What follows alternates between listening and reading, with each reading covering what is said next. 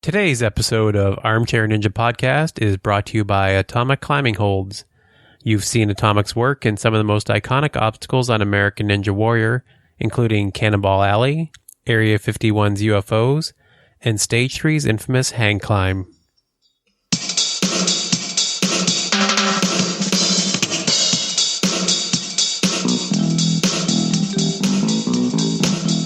You're listening to the Armchair Ninja Podcast. Here is your host, Rich. Hello, everybody, and welcome back to the Armchair Ninja Podcast. This is Rich, and with me is Bijan, and we're here to talk about everything ninja related. How you doing this week, Bijan?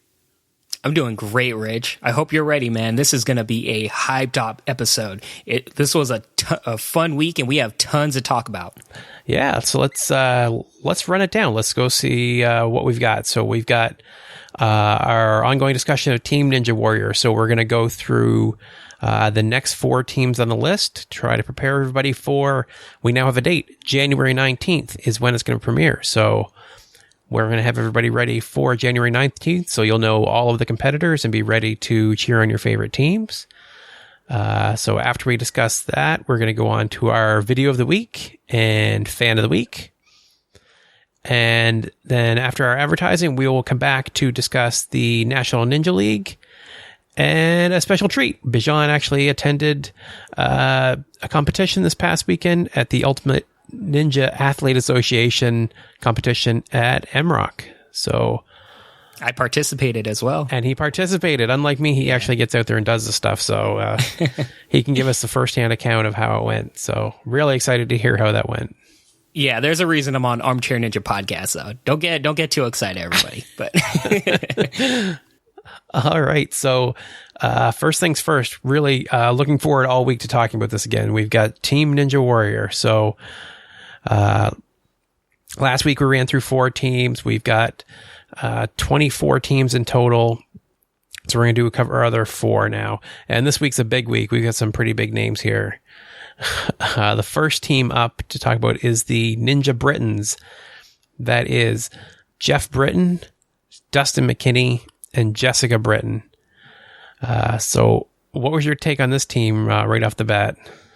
well, this has got to be like the people's team, right? This, if you were to make a bet for the team most people are going to be rooting for, this has to be way high up there. You have to imagine the Britons have all the sympathy from everybody. They have all the fan appeal because they're just, their story in general is so appealing, right? This guy came out of nowhere. He was the first person to complete the entire, I guess, show, right? Or the whole course. And they just have a really great story. They've participated in many of the local gym or ninja competitions throughout the country. So they have both on a hardcore level and a mass appeal level, a lot of fans. So you have to imagine they're going to be way high up there in terms of popularity. Yeah, Jeff, especially, you know, being the first one to complete the finals, and he was the only one to do it with a perfect season, right? So he didn't fall once all season. So extremely strong. We've seen him in some local competitions. He just blows us away. So Jeff's amazing. I don't think any more needs to be said about that. His wife, though, she is talented too. She has some videos online of her participating at some local ninja gyms, and she is no joke either. She is very talented. Yeah. We both watched a video of her doing really well and pushing through. You could see, you know, she got hung up a couple times, but she managed to recover. She's a very, very strong competitor too, which I don't know if we get to see that quite as strongly on the show, but you can definitely see it on some of the other online videos. Yeah, you imagine due to her husband's popularity on the show, it's going to motivate her a little bit more to not work out, but I guess excel in these certain obstacles and competitions. You imagine the more he works on them, she's going to be right there with him. So I think you're going to see her do much better than people probably expect from her on the show. Yeah, and then we've got the third member of the team who really did well this year. That was Dustin McKinney, who is the, if you can't remember the name offhand, he was on the military. He was the only person to complete the finals course for the military episode. He's also the shortest man up the warped wall and the shortest man to complete a finals course at 5'2". So He's no joke either. He did really well this season. I'm still not entirely sure what happened in stage 1 in Vegas when he went out in Tarzan Jungle, but other than that, he had a phenomenal year. Yeah, it's such a great story, too. I mean, if you remember, during his qualifying rounds, he said that he was going to be shipped out very soon. He didn't even know if he can participate at next year's American Ninja Warrior competition. So this whole team in general has just a great dynamic of kind of like the people's team, and I think you're going to see their popularity grow even more on the show. I really hope they do well. They seem like really great people. Yeah, I like that, the people's team. That's what they should have called themselves instead of Ninja Britons. So after them, we had Team Alpha, which I think is a great name for this team. We've got Evan Dollard, Brent Stephenson, and Casey Catanzaro. Like, that is... Oh, man. Those are icons. Those are, like, when you think Ninja Warrior, one of those names, if not all of those names, are going to spring to mind. So... Oh, yeah. They're all kind of the names. I mean, Evan Dollard kind of represents the old school Ninja Warrior. The Casey and Brent kind of represent the newer school, and you have to imagine this is the team that's going to be front loaded on all the posters, right? They are kind of like the face of the show. Yeah, absolutely. So for those, I mean, if you don't know who Casey is, why are you listening to this podcast at this point? I would say the same for Brent too, but let's kind of go through it anyway. So we've got Evan Dollard. He's the guy that really just has like this really chiseled physique, and so they really show it off a lot. He's been competing on the show since season 2. It says he actually, and I meant to look this up in more detail. It says he only missed season 5 because he was hosting an A&W ad called Well Trained Warrior. Do you know what that is, Bijan? It was kind of like a short video series for, I believe it was G4 at the time. And yeah, he kind of was connected to the show. He was kind of like a secondary host. So yeah, he definitely was part of the show's production side rather than a participant of that particular season. And it was really unfortunate because the season before he did quite well, and I was expecting to see him do very well on that season, but yet my guess was, I don't know for certain, but my guess is he had an injury and that's why they had him in more of a behind the scenes role. But either way, he wasn't a participant of that season. You know what, now that you describe it, I think I do remember that. Yeah, so, I mean, he was a wild card last year, and he didn't qualify this year, so he hasn't had the best runs in recent years, but still a very strong competitor for sure. Yeah, if you remember, it's more due to, I think we were covering this last week with the Cowboy Ninja. Somebody with that much muscle mass, sometimes it can be a detriment to your body when it comes to upper body obstacles, when it comes to endurance. And I think, if anything, it's held him back a few seasons, but my guess is he's probably learning from it and working more on his cardio and upper body endurance more. I think he's doing less weight training and more, I don't know, calisthenics or something like that at this point. I could be wrong, but if he wants to excel at this sport, I'm guessing that's what he's going to need to do. Okay. So then we move on to Brent. Brent's had kind of a rocky up and down career in Ninja Warrior, but he's still arguably one of the best and certainly one of the fastest ninjas that are out there, which is, of course, what this is going to be all about. He completed stage 1 this year in 51 seconds, like record-breaking pace. But he does, he's had a few slip-ups along the way. So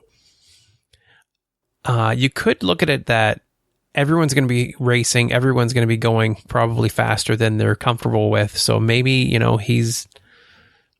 he's got the advantage there, right? He's used to going at that blistering pace, so it'll force mistakes from other people.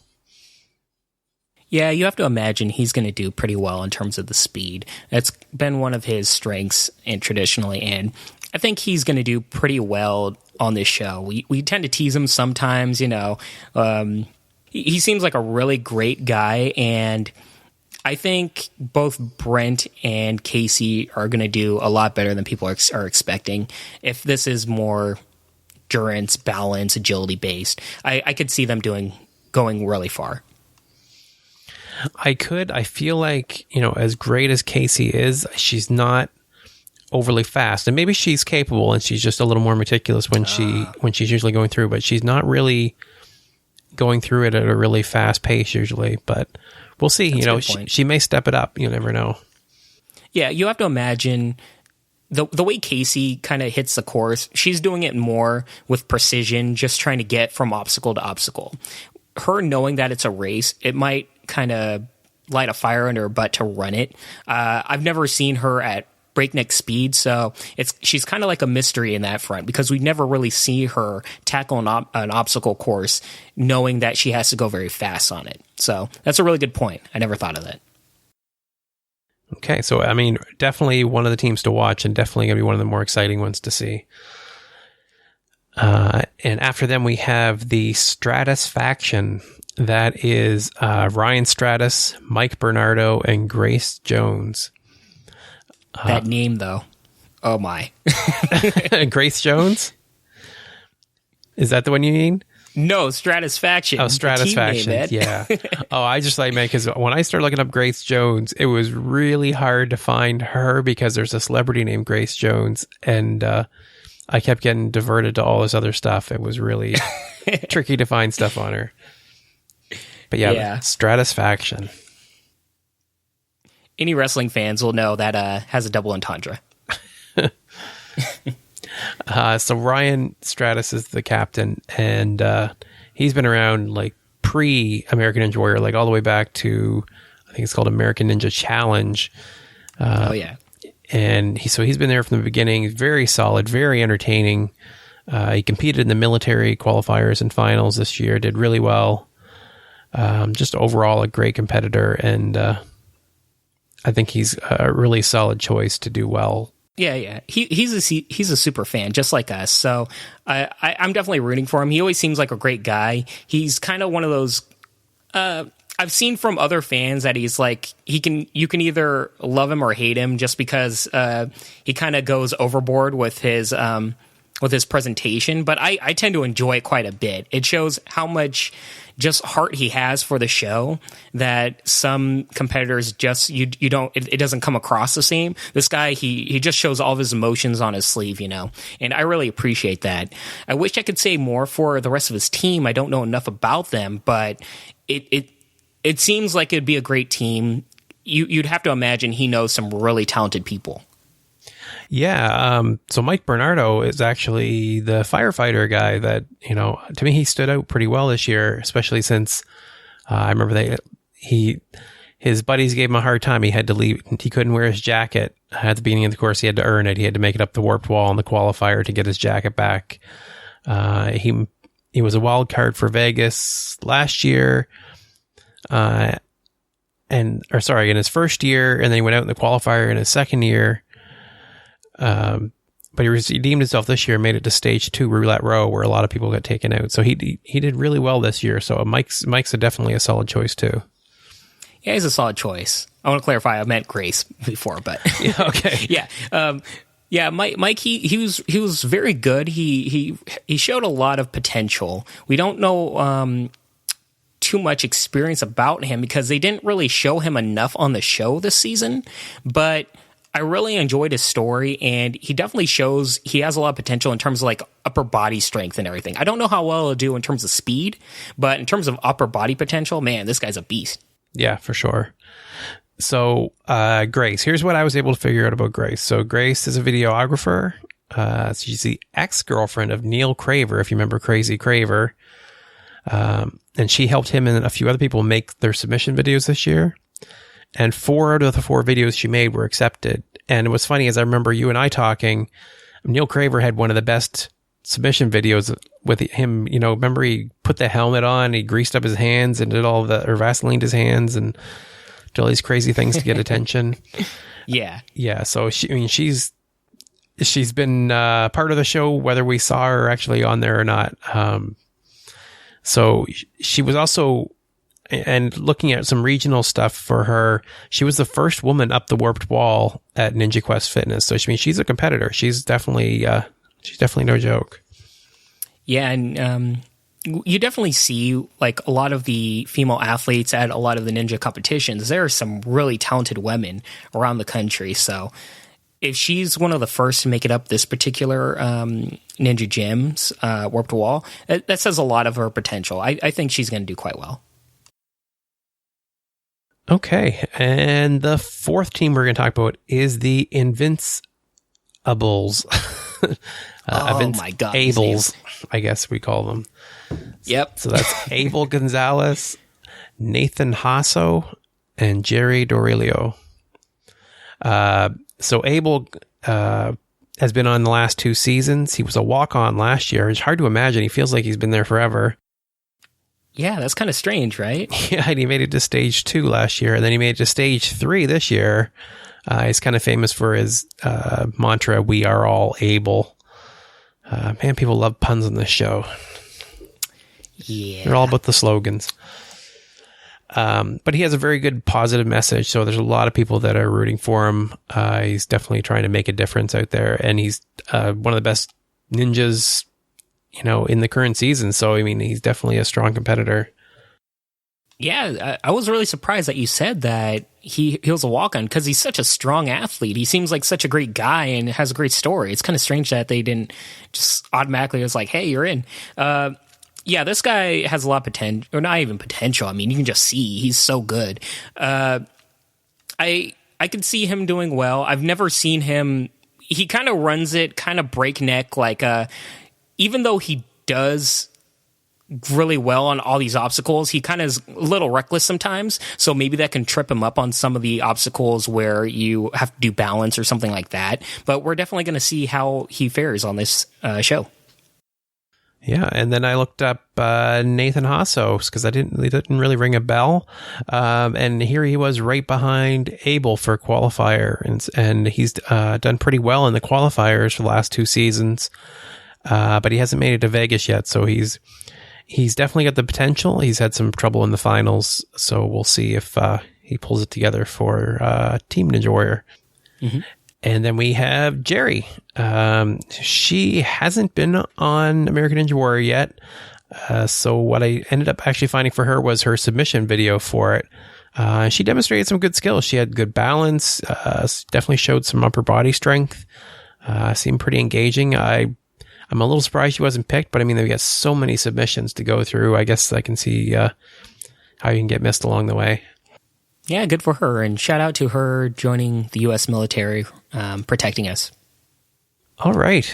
So there we have it. That's the next 4 teams. And I'll have to relook at our schedule. I think they're actually pretty on track. If we do 4 per, we'll be all set in time for, like I said, January 19th. The show will be here.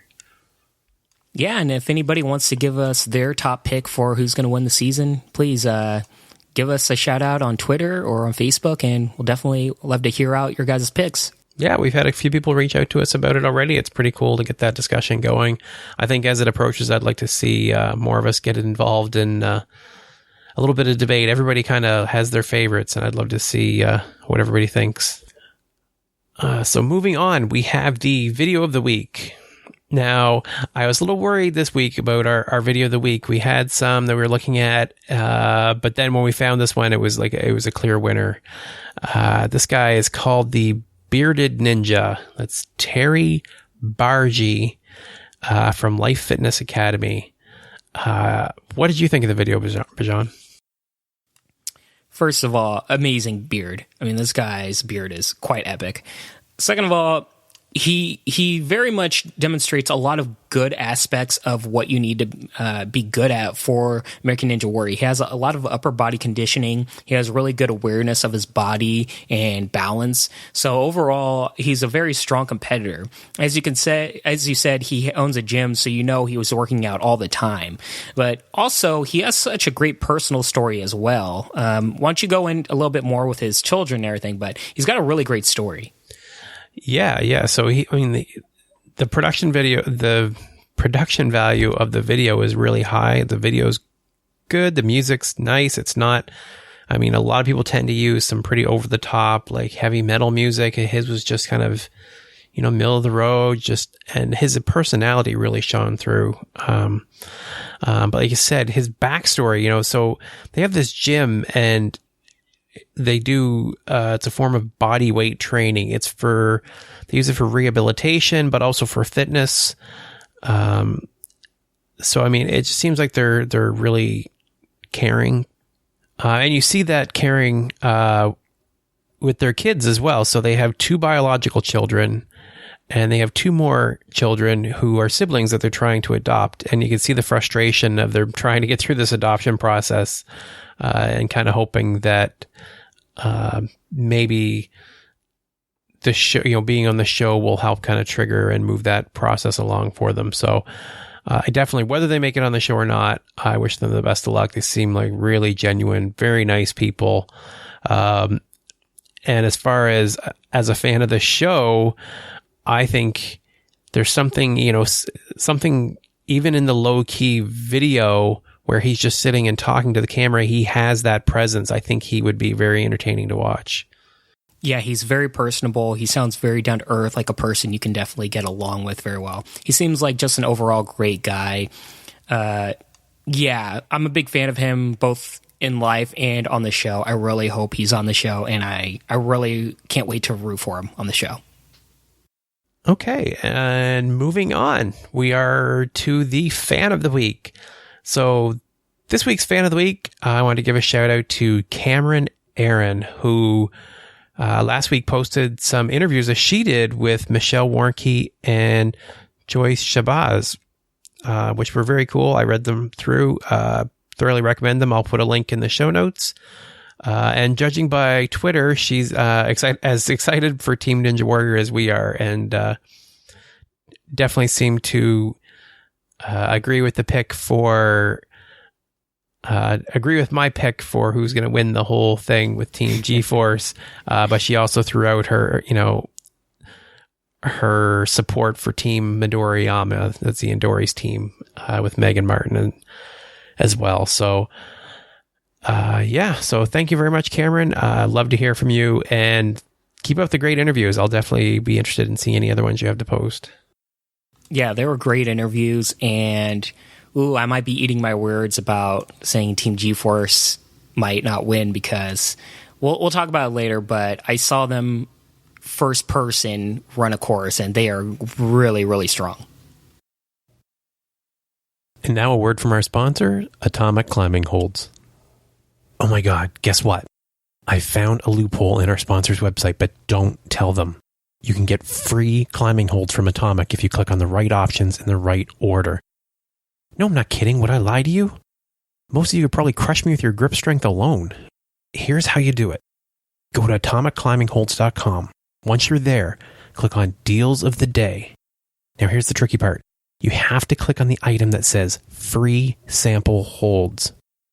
Select a few options from there, add them to your cart, and you are laughing. You're going to have to pay for shipping, though, otherwise I think they'll catch on. Oh, and remember, if you want to actually pay for something from Atomic, go through our website, ninjapodcast.com, and use the discount code podcast, and you can save 10%. Okay, and we're back. And next on the agenda is the National Ninja League. So we got another great video from Chris Wilczewski, and thank you, Chris, very much for the shout out. So if you have been watching the National Ninja League videos, he actually was talking about our podcast this week, so that was very cool. So running through the finishers, we had for the women, the third place was Jen Liam. She did awesome. She was going through the course, great form, going through the rings, and then she seemed to struggle on the transition to the UFO, which to me, I'm pretty sure that was the atomic UFO. Did it not look like that to you? Kinda. I think the atomic UFO. Correct me if I'm wrong, but the atomic UFO, was that on chains, or was it more like a sturdy base? I think it was more sturdy, right? It was definitely mounted on a sturdy base in stage 3 last year, but it doesn't have to be necessarily. So it can be free swinging, and I think we'll probably see that. You can see how hard it is when it's kind of suspended that way.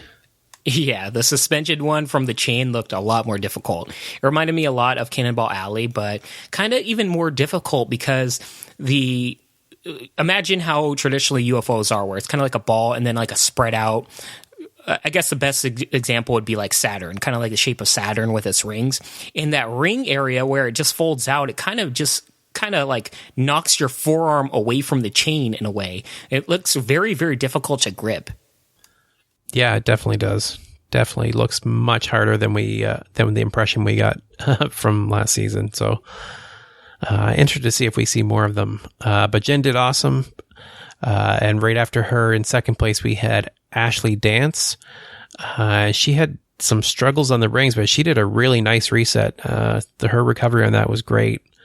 It showed her. Oh, sorry. No, go ahead. I was just going to say, it showed a really good, her with really good poise under pressure. Traditionally, sometimes when somebody messes up, they kind of freak out and kind of panic in the situation. She remained really calm, and it really showed good foresight for her to go back and readjust herself. So good on her. Yeah. So she did end up going out on that UFO as well. And then we had the first place, Mary Beth Wang, who she did great. She made it past the UFO. And then she went out on an obstacle that looks devious. It was like a rolling log transition to a slack line. Are they crazy? Like, how did anyone do that? That's what I was thinking. As soon as I saw the slack line, I am like, no, there is no way somebody can do that. That looked brutal, man. Like, absolutely. That's an amazing obstacle, but the level of difficulty involved is so high.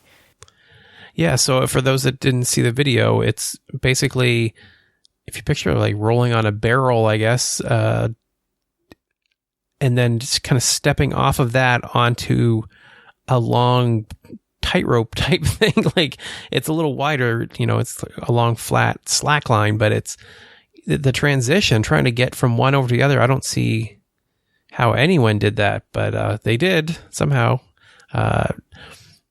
For the men's side anyway. So Mary Beth was first for the women, did awesome. And we'll see more of her, I believe, in Team Ninja Warrior. So yeah, Mary Beth's going to be on a team with Joe and Rob Moravsky. So a very strong team there we'll be talking about in the coming weeks.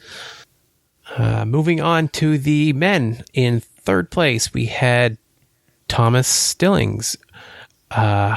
And with him, we actually got a chance to see how that transition can work from the rolling log to the slack line. It was messy, and he almost lost it, but he recovered, and he managed to make it over onto the slack line and actually completed the course. So good on you, Thomas.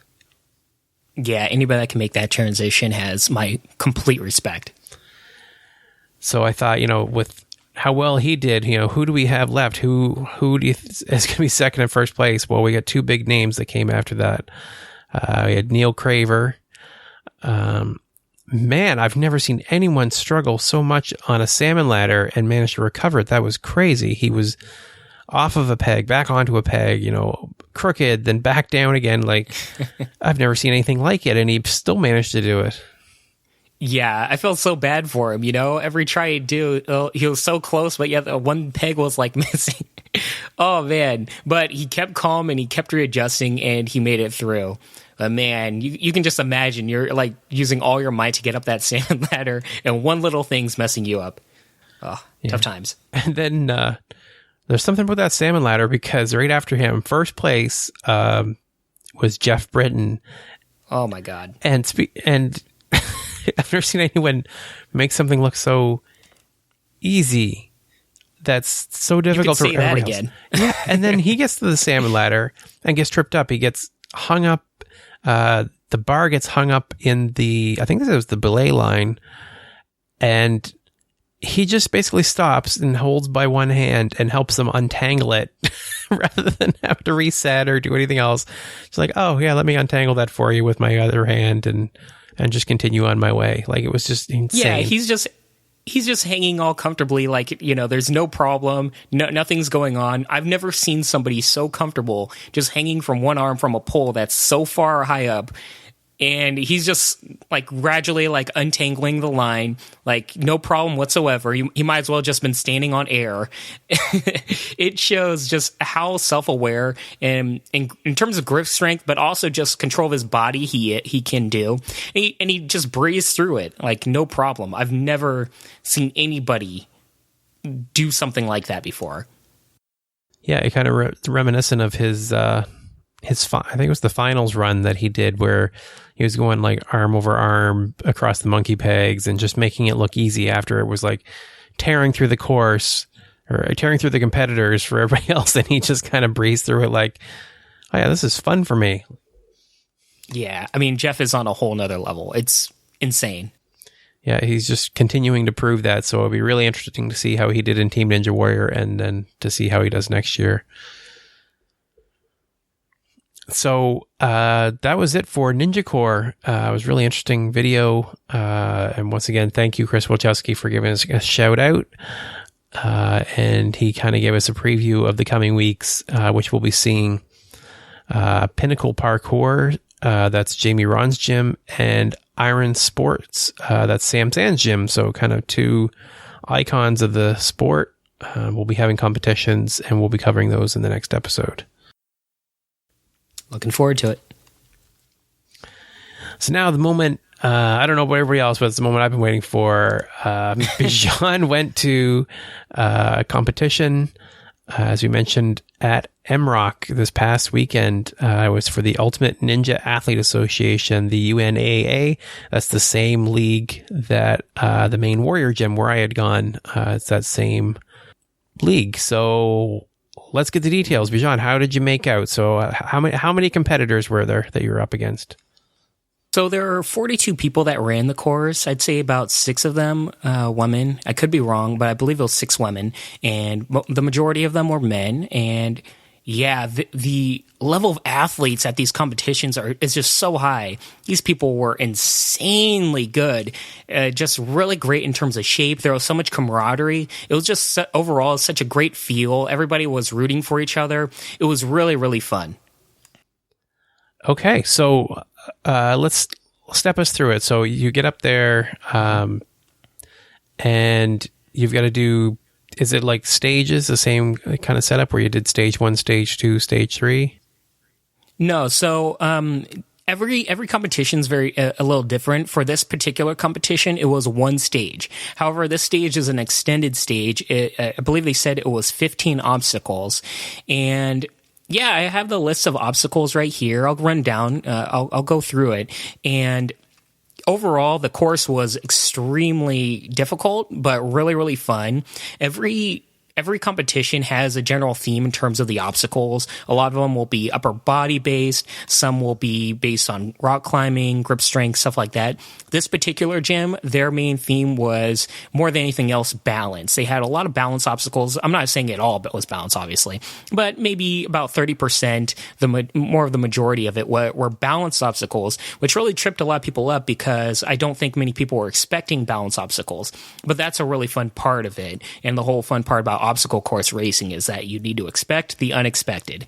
And as we heard earlier with the whole barrel roll to slack line, there can be some really, really challenging balance obstacles, right? So, yeah, do you have any questions before I get through it, Rich? No, I think that's it. I kind of just want to hear what you had and how you did on how you found the actual thing. So from someone who's actually done these obstacles, but still kind of you're still very much a rookie, I guess, to this particular sport. I am a complete rookie. Yeah. I have never done before this, prior to this race, I never tried out a single obstacle in my life. So I was a complete novice to everything involved. The good news, at least from a personal perspective, is other than we'll say 1 or 2 balance obstacles, I tried out the entire course. I went through every single obstacle in the course, and I did very well on them. I shouldn't say well. I should say I was able to complete them. Okay. That's a better way to put it. So rolling dice, devil steps, obstacles like that, shockingly, because I did not expect much for myself, I was actually able to do them. And I was like, wow, okay. But, for every single course, there's always one particular obstacle that trips up most of the competitors. For this particular course, it was kind of like a pipe roll. It's similar to when people think of the barrel roll that we were talking about earlier, but it's a much smaller pipe, very low to the ground, and you have to roll it across the floor. And the issue is that it's so low to the floor that if your heel were to touch the floor, the front of your feet were to touch the floor, or if you were to fall any point whatsoever, you are out. And it tripped up a lot of people and a lot of competitors. What kind of diameter? Sorry, I'm just gonna say, what kind of? I'm trying to picture it. So I'm almost picturing like a barbell. It's bigger than that, is it though? Yeah. Imagine, what's the best way to describe this? Most people know red cups, right? What you see in parties and everything. It's about the diameter of the opening part of a red cup. Okay. That's a little more reasonable. So it's wide enough where you can stand on it, but it's not big enough where you don't have to worry about your feet touching it. Like, very much so, you have to worry about your feet touching the floor. Yeah, absolutely. when rolling on this thing. And it surprisingly was very difficult. But let's go through this course. So the course starts with quintuple steps, and oh, funny story. So first time I try the quintuple steps, right? I arrive, I try the quintuple steps, I launch off one, and I land high on one of the quintuple steps, and the quintuple step knocks over, and I almost break my neck falling. Oh, jeez. So I was like, oh my God. And then I quickly learned, you should probably have somebody, holding the quintuple steps when you're running through it, because they weren't held up by much. But what I learned also is a better way to do the quintuple steps where you don't have to have somebody holding it is to go low on the quintuple steps. And that's one of those small little things where technique is so much a factor with these obstacles that people don't necessarily think about. Most people, when they think about quintuple steps, they probably think, oh, that's easy. It's the first obstacle. There's nothing much to it. But there is a lot of planning involved and technique involved with this particular obstacle. The lower you get, the more center of balance when moving forward you have, where you can control your body more. When you're higher, you're kind of launching from side to side, and you don't have as good of a balance moving forward. You're more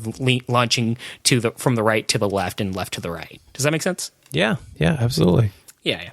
So that's one thing I quickly learned, and I never really thought of before, but it's definitely there in terms of that. So quintuple steps, from there you go to from a rope swing to hanging rings. So the best way to describe this is you have a rope that's connect to the ceiling, and you swing to these rings that are on some chains.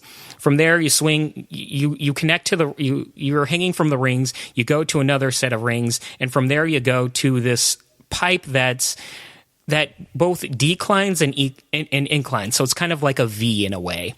And it's also on two chains, so it's swinging from right to left, which adds a lot of difficulty when you're switching from your right arm to your left arm and your left arm to your right arm. It kind of swings while you're doing it. So it's a very good transition obstacle. From there, you have to go on a balance beam, and it's a very, very tiny pipe. So this is what you might have thought earlier. We're talking about a really tiny pipe. And you have to still, like, you can't, there's no base on it. So you have to land right on this tiny pipe and use your balance to go across it onto another pipe that's the same diameter. And from there, you transition to a set of stairs because it's a 2-storied building. So you go up the stairs, and then there are 2 sets of kind of like balance planks. They're the same diameter, small beams, but they're a little bit elevated on these little tiny planks on the floor, and you just hop across them, which seems like a very easy obstacle to transition from, but it tripped up a lot of the taller athletes because I guess they weren't thinking about it, and they launched too forward, and their feet would hit the ground as soon as they hit the obstacle. So a lot of these obstacles of this course have these small little trip ups that can really get to a lot of taller athletes. From there, you transition to monkey bars, and, you just swing across it. Now, there are a lot of points with this particular obstacle course where there were designated quote-unquote water zones, kind of like you have to land in a certain way. So you can't just hit the floor or just drop down from the monkey bars and to the floor to transition. You kind of have to launch yourself a little bit forward past a certain tape point to get to the next obstacle. You following me, Rich? Yeah. So usually they have like different colored mats or something or anything like that to kind of... Exactly. Yeah. Yeah, they have blue mats for water, and they also have tape to transition that where you have to get past. So from there, you have to go on this balance pipe that I was talking about earlier, and you kind of have to walk across the floor, roll it across the floor. A fairly good point. I think it was about 6 feet. You have to go across it, and you have to go to an elevated ledge. It's a black ledge, right? From there, you do the devil steps. Now, the way they did their devil steps is you can only do the inside part of the devil steps. So there's no holding up one of the devil steps with two arms. There's no with the transition. You know the devil steps, how it's a kind of inverted V where it goes incline and then decline. Yep. At the very top point where you transition, a lot of people kind of transition by holding the outside part of a plank and then grabbing the inside part of it and moving their body around. With this, you have to do a complete 180 flip and hold your body up with your two arms separated, kind of like by a spread eagle. You have to do it that way, and it added a good deal of difficulty to it. So sorry to interrupt for a second. Just so are you saying did you have to do a two-hand transition, or could you move one hand over and then the other? You can do either way. You can either swing and do like a 180 flip, kind of like how people did with the oh my god, I forgot the name of it. The cliffhanger. What's the one where everybody cliffhanger? Yeah. It's been a long day for me. So yeah, you can do a swing with a cliffhanger, or you can do kind of a transition where if you bring out both your arms out like a spread eagle, it can be like that as well, where you're holding your body up. And as you can imagine, that takes a lot of upper body strength to do, but you can definitely do it that way. Okay, just wondering. Yeah.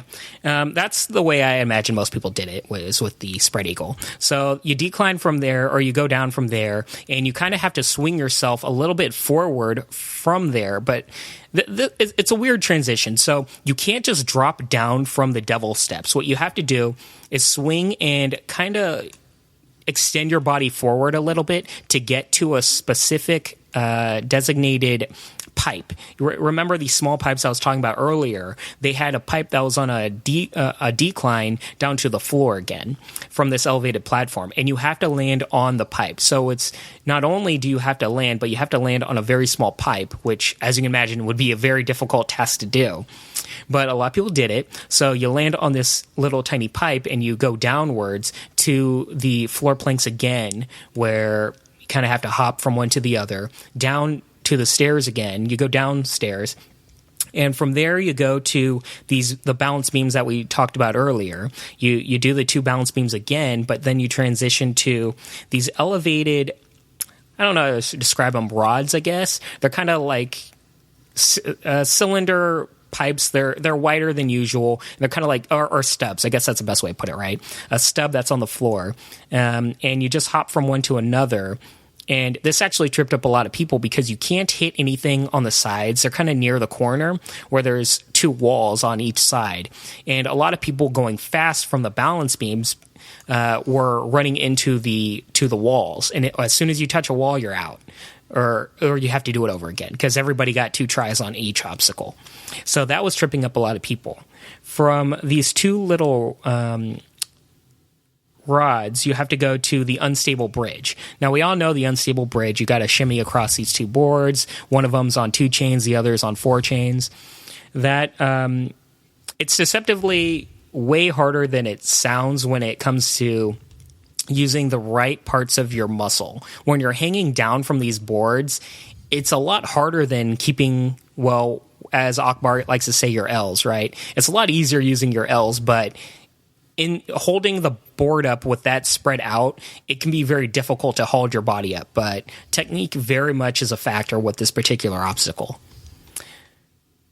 From there, this is the only obstacle I tend to forget what it was. I don't remember if there were just other beams from the floor or not, but there was a transition obstacle right after this. From this transition obstacle that I apologize to everybody at MROC, I totally am blanking on what it was. You go to the rolling dice. Everybody remembers the rolling dice from stage 3. It's very tough in terms of weight, but you kind of have to bring your body, one arm downwards, the other arm upwards to bring this kind of 4-pronged square object spinning around. I don't know how to describe it better than that. Yeah, it's a little tricky to describe some of these obstacles, but yeah, I think most of us know what the rolling dice are. Yeah. So from there's a tire on the floor that you have to land on from the rolling dice, and you have to, while balancing, roll it, while you're on top of it, of course, roll it to the outside of the gym, which is they had a cone where you not only do you have to roll it, but if you go a little bit too far one direction, you actually have to steer it and hit the cone. So it's not something where you can steer a little bit too much to the left and to the right, and as long as you pass the cone, you're okay. You actually have to hit the cone. So it was really important for people to steer it, which I thought was a really nice touch. It really added a little added difficulty to the whole proceedings. Yeah, I would say so. Yeah, from there you go. There was another. I really wish I had a better description for what these are, but they're little green pegs that are connected to the floor that go upwards that people stand on. I don't know how to better describe them than that. But they had another set of those that you have to go straight from the tire to, which was a little tricky. And from there they had yoga balls, the type of balls that people work out with, that are quite big. You can sit on them, you can extend your back on them, do all different types of things. There were about 4 of them inside tires, so they were kind of held up, and what you have to do is you have to step across them, which is deceptively a lot harder than it sounds. These things, as soon as you step on it, you immediately, your body flies to the right, to the left, any which way, but you have to keep on going forward. And yeah, it was a deceptive, nice touch. It was a lot more difficult than it sounds. And from there, you have to land on a box to do another rope swing to the arm ringer that, remember, I did at Tough Mudder that we talked about before. Right. So the arm ringer is where you just have these rings, and you gotta, just shimmy across these pegs along to a certain point. So you shimmy across the pegs, and I'm sorry for everybody if this is a long description. I'm trying to go as fast as I can with this. It's a very long course. As I said, it's all one stage. From here, you go to these. I'm trying to remember where I'm at right here. Okay, so yeah, from here you go down to kind of like a bar where you're just holding yourself up from, and it's more to just center your body in a certain way, because you drop down to a trampoline and you have to land on a set of hanging balls. Similar to, I guess it's very similar to Cannonball Alley, if everybody remembers that. It's kind of like cannonballs, but these were more like softballs hanging from a chain. And from there, you have to swing across to another set of hanging, and these were tripods. So it's kind of more wider, or the best description is, as I said, Red Cups. It's similar to Red Cups, just a little bit more extended.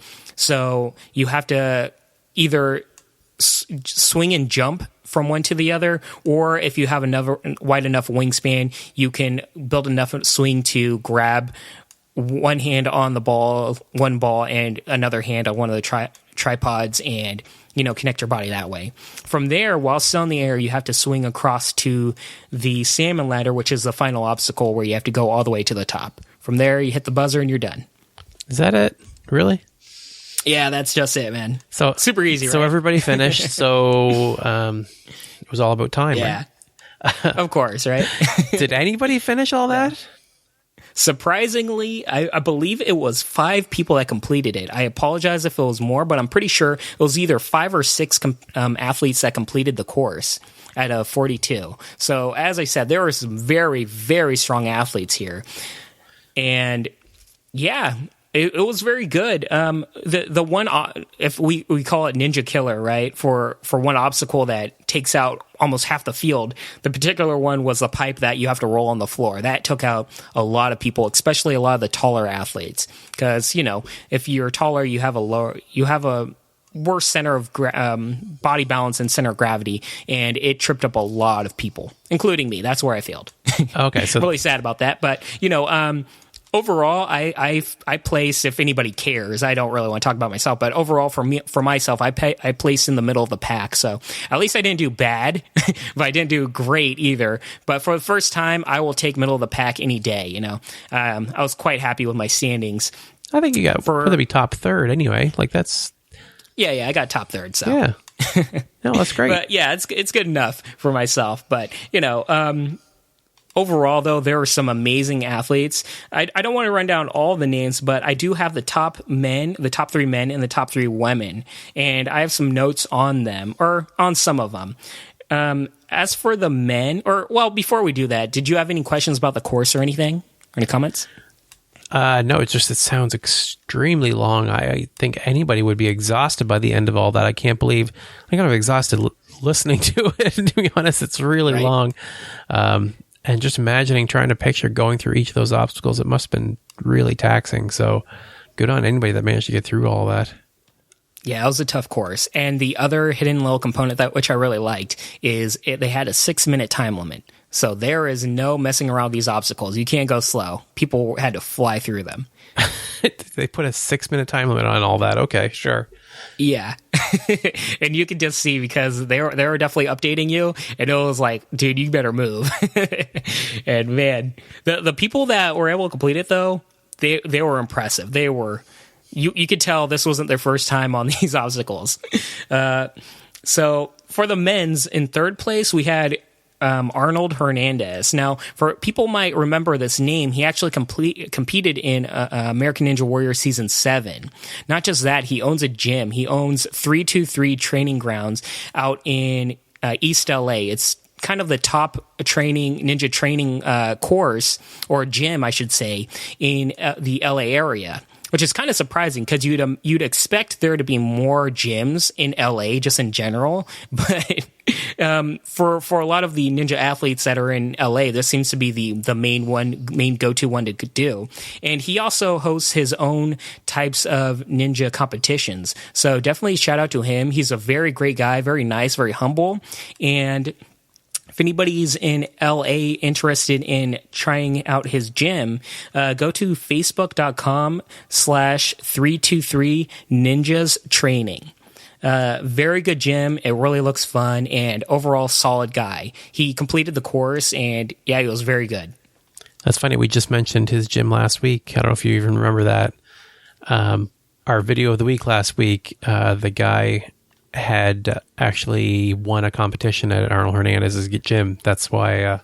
That's right. If he sounds familiar to listeners, right. That could be why. Exactly. Okay. Yeah, I do remember now, and yeah, his gym is really good. A lot of high-end athletes or American Ninja Warrior athletes actually train at his gym. I think due to the proximity of LA, a lot of the American Ninja Warriors, a lot of them are stunt women, stunt men. We'll talk about that later. And a lot of them are positioned in LA, and this seems to be the go-to gym for it. So he's definitely well known with the ninja, I guess, crowd, and he's really good competitor and really nice guy. It was really fun seeing him there. Oh, great. So that was 5th place, was it? No, third place. Sorry. Yeah, I'm not going to go over all 5. Oh, man. In terms of 5th place. But, yeah, 2nd place was a guy named Lawrence. He was a really good guy. He actually was helping me out training with some of the obstacles beforehand. I only got like 15 minutes to train on some obstacles, but he was very nice and took his time out to help out a lot of the people that didn't train these obstacles all the time. So, yeah, couldn't say enough about him. There's not a lot to him in terms of the show or anything, but maybe we'll see him someday. His name was Lawrence. Now, this one particular athlete that got first place is somebody I really need to just keep an eye out for. This guy, his name is Sander Odish. he's very, very new to Ninja Warrior. They said at the gym that he only came in and started training 2 months ago. And after 2 months of training, he already got the gym's run of the month at the MROC gym, which is a very well-known gym in Southern California for ninja training. So that says a lot about his capabilities. He was incredibly humble, quiet, very reserved to himself. You can tell this is a guy that takes training seriously. He's a guy that overall is very dedicated to training his body, and he just blew through this course. It was insane. We tend to talk a lot about people that make these obstacles look easy and effortless. This guy really made it look effortless. So I really, really hope we see him on American Ninja Warrior, because I really think he can do really, really well.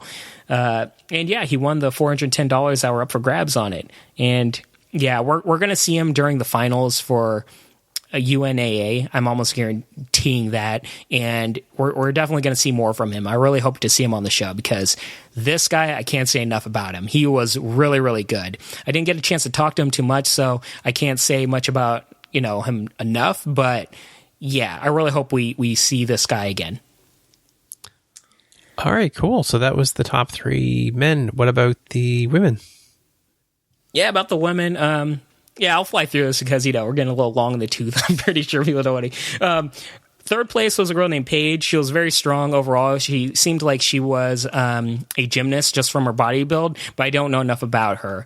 Second place was a lady named Alina. She also did very, very well, had very good control of her body. You can definitely tell that she's very good with core strength. And none other than first place, we had Jessie Graff. Doesn't that name sound familiar, Greg? I've heard of that. She's been on the show, right? I'm pretty sure she's been on the show. Yeah, I think so. Yeah, yeah, Jessie Graff, Richard's top pick for, she's on Team G-Force, and actually I got a chance to meet Team G-Force, or at least 2/3 of it. I met Travis Brewer, who competed at this competition, and Jessie Graff. They were both amazing people. They were great. They were really, really nice. They're very humble. They were talking to everybody. They didn't come off like, they were celebrities or anything. They just were overall nice people, very enthusiastic to run the course. And as you can imagine, she just beasted through this course. She was the only female to complete this course, and she made it look really easy. And yeah, just some notes from her. She had very good body control and awareness, especially for the balance obstacles. You can definitely tell she's just overall really good with her center of gravity and controlling it. She had very good poise under pressure, because there was one point, I don't remember what it was. I think it might have been the salmon ladder where she tripped up once, and she just instantly reset and just beasted through it. She had she didn't get flustered at all. And yeah, a little shout out. She's going to be on CBS's Supergirl, the hit show. Well, at this point when you're listening to it, it would have been last Monday. But if you record the show, keep an eye out for her. She's actually been a stunt woman and an actress in over 70 movies and TV shows. So that says just a little bit about how overall committed she is on the show. She finds time to participate in all these local ninja competitions while doing such high level of craft herself. So she is an extreme level of athlete. Awesome. I have to say, I'm a little jealous. When I saw your email the other morning, I almost woke up my wife, because I almost shouted when I saw that you had both her and Travis Brewer. That's pretty cool. Yeah, they're really great people. And yeah, they listened to last week's show. I really hope they listen to this week's show. And yeah, overall great people. I can't say enough about them, and I'm a little worried that they might win the whole show. They didn't tell me anything. I don't want to say that, so there's no spoilers here. I didn't ask them about it just because I didn't want to spoil myself. But just seeing both of them run in person, they breeze through the obstacles in such a breakneck pace, and also with such precision, where I'm like, oh boy, I'm going to be eating my words. So did she indicate, I'm kind of curious now, because I know she does a lot of stunt work. Do you know it is stunt work she did on Supergirl, or does she actually have a small part? I'm not entirely sure. She just posted that she's going to be on it. My best guess is, just from how she looks and everything, she looks similar to the main star. My best guess is that she's a stunt woman on the show. Yeah, that's what makes the most sense. For Supergirl. Yeah. My best guess is she's a stunt woman in some action shot for the star. Cool. Absolutely cool. So yeah, I'm very interested to see how you make out in your next competition now. Yeah, Spartan race is coming up. I'm going to be doing the Super Spartan in January, and ninja training's going along fine. I was really shocked that I was able to do a lot of the obstacles when I thought I would instantly fail at them. But I will say this, a lot of these obstacles, they take technique and precision. It's not something where you can just go first try. A lot of these I failed first try, but semi-learning from all the other athletes there, I learned how to do proper technique. And there's a certain precision in terms of learning curve involved with every obstacle, which is really, really fun. And I really like overall how MROC Training Center set up the whole course. They were very dedicated. They're very nice personal people, and they really cheered on everybody. So I really want to give out a shout out to MROC Training Center, and you can find their website if you ever want to train there at mroctraining.com. They were really good hosts, and I believe the only one in Southern California other than 323, but this one's more San Diego area, for training for both Mud Run, Spartans, Tough Mudders, and Ninja Warrior. Really fun, great training center. Okay, so do you think, I know you're getting your submission video together, are you going to use some footage of you from this past week, or are you going to be going back there to get any footage? Well, I'm going to be going back for my main footage, because this one, I didn't really have camera equipment ready. I was more there to just experience it and take notes of, just see the level of competition that's involved. And wow, is there some really talented people there. The people that I didn't save, remember, there's 42 athletes, and I will say a good 35 of them could be on the show like tomorrow. Like, these guys were chiseled to the gills. I was kind of insecure. I'm like, oh boy, like, I have a 6-pack and pecs, and I probably was the most out of shape person there. I was like, man, I don't know. So, yeah, these were some really high-level athletes here at this competition. It was really fun. I'm going to be going back there within the next 2 weeks to get my main footage for my particular audition. But yeah, if I see any of the people here, I wouldn't be shocked, or any of the people that went during this run that I didn't speak about that make it to the show, I wouldn't be shocked, and I'd really be rooting for them, because it was overall really great people. I met a lot of really just enthusiastic people that were just motivated to hit the course, to try their best, and to cheer everybody along also. It was such a fun experience, and I really recommend anybody that has a local ninja gym near them to go to it and go to a local ninja competition. Even if you want to go as a spectator, you're going to have a really good time. My girlfriend, she couldn't care enough about it when she first arrived there. She was like, oh, whatever, you go have your fun, But about 5 runs in, she's watching it a little bit more, keeping an eye on it. And about 10 runs in, she's screaming at the top of her lungs, go, go, go, you can do it. Like, she's losing her mind more than me. And I'm like, yo, you need to calm down. Like, you're going to pull yourself. So even as a spectator, you can have a really, really fun time there. Yeah, as someone who was a spectator with them, I can say for sure that it is just as cool to watch in person. And I think it's kind of a relief, because when you watch the show, you're given the impression that it's a very welcoming community and a very supportive community of each other. And to see it in person and realize that it seems to extend down to the regional level, and talking to the competitors, we've done a few interviews on the show, and to a person, they've all been super people, very personable, very friendly, very welcoming. It just seems top to bottom, the whole sport is full of really great people. Yeah, I couldn't say it better myself. The level of camaraderie is insane, and it's just really, really fun to be there. Okay, so that is it for this week. I hope you enjoyed it.